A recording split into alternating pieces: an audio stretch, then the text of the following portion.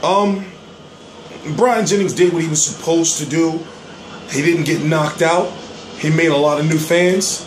And also you can say, exposed in a way, we'll talk about it, Vladimir Klitschko. But let's listen.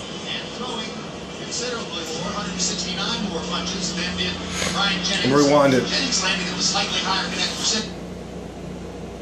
We're here live, real time. This is how I'm doing my videos now. Like as soon as they announce the winner, hit record. So they're going to talk about the punch stats. We're going to talk about the fight on T Street Controversy with RealCombatMedia.com, and I cover every single major fight live. Please subscribe.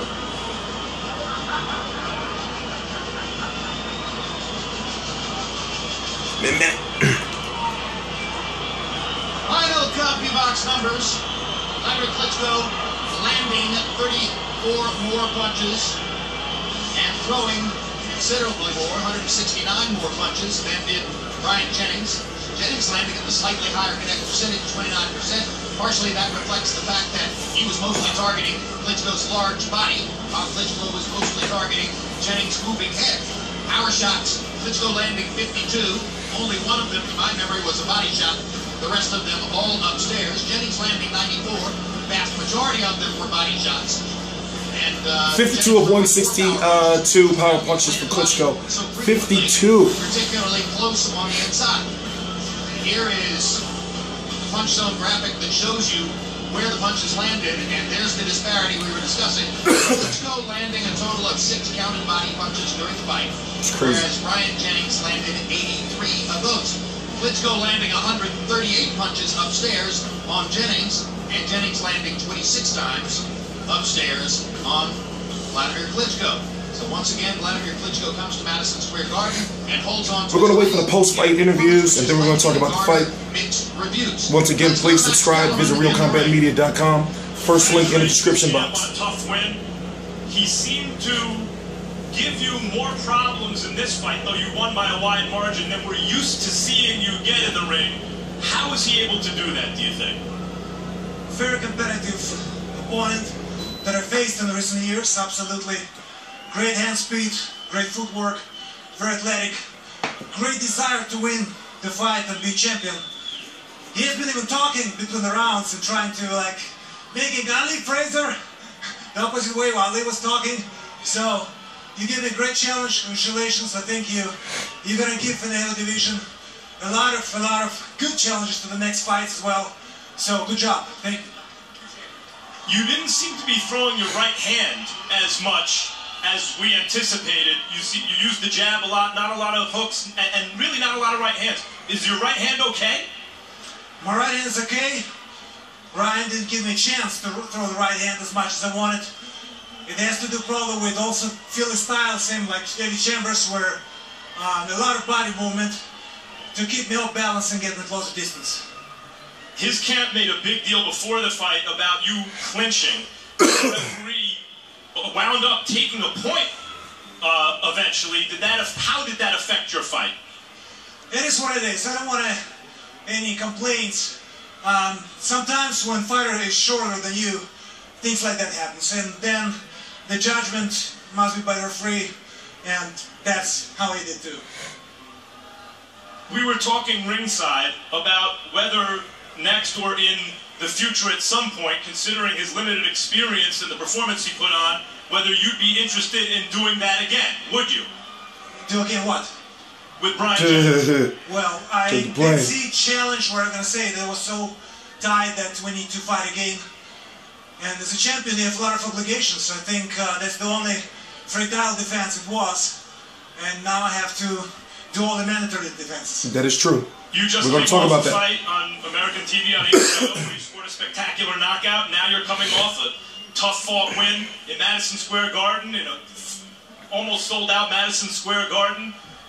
How do you feel about fighting in this country again and connecting with the American fans? I feel great to be back after 7 years break. I love to fight here. Fans all over the world love to come also to the States and, for example, in New York, and see the fight at the Garden. Absolutely great experience. I want to say thank you very much to every spectator that came here for Jennings and also for Klitschko. I hope you enjoyed the 12th round fight. Thanks, champ. Brian Jennings, hard to imagine that 6 years after you pick up the sport, you go in with a dominant heavyweight champion of the world and not only go 12 rounds, but win some rounds and make it interesting. How did you do it? Well, it's that confidence that they all question me about.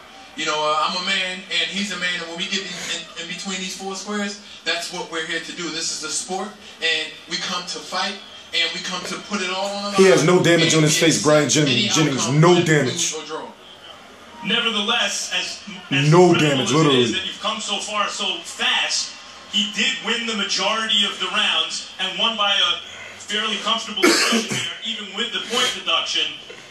What did you learn from this experience? Well, if you actually look at it, I think I was getting off just as much when he was holding 4 or 5 shots to the body. I know I let off maybe about 100 right hooks to the body. Wasn't a lot of face shots. You know, I wasn't really focused on the face because, you know, his prevent is, you know, is pretty effective. But I was landing shots and I was taking whatever he threw. He did he hurt me? Maybe. But I went in there and I did what I was supposed to do, and I think that the scorecards was way off. I think it was maybe a bit close to the fight. Probably could have went either way. The way I felt as though I didn't get hurt. You know, I was throwing punches as well, so I felt as though it should have been a little closer. That wide margin I don't agree with that. Thanks, Brian Jennings. Impressive performance. Jim? All right, thanks very much. Well, we're gonna go over the punch stats numbers again. To be honest, okay, look at it like this. Not getting knocked out. Not getting knocked out is kind of like a win. I know it's a defeat, but it's kind of like a win. Like looking at his face, like he can go out to the club tonight and you wouldn't even know that he was in the fight. Now, of course, Vladimir Klitschko being Ukrainian, you can see the red marks on his face, and he had a little small cut under his his left eye, but you know he got a little scar tissue under there anyway. What I'm waiting for right now is we're gonna go over the punch stat numbers. We're gonna go over what's probably next for Brian Jennings, and we're gonna go over definitely what's next for Vladimir Klitschko, who retains his WBO, IBO, WBA Super World, WBA Regular, and the what belt did I miss? The IBF Heavyweight title. The only heavyweight title that he does not have. So let's go over the punch stats. The only heavyweight title that he does not have is held by Deontay Wilder, who is sitting in the audience, and Deontay Wilder holds the WBC. So total punches, total 12 rounds, 144 landed. 545 thrown, 26% for Vladimir Klitschko. Brian Jennings, 110 landed, 376 thrown, 29% for Brian Jennings. So even though Vladimir landed 34 more punches, Jennings threw less and was more accurate. Now let's go to, you know, the put it this way, Brian Jennings, you can tell by the way Vladimir Klitschko keeps his jab extended. Brian Jennings only landed 26 shots to the head. He could not get in on the inside as far as you know, doing work upstairs. And if he would have kept swinging, doing work upstairs, if you noticed, if you didn't watch the fight, he was lunging quite a bit, trying to get hooks in up the top. You know, not straights too much. And I noticed that he was always, not always, but majority of the time, off balance when he was trying to be a headhunter.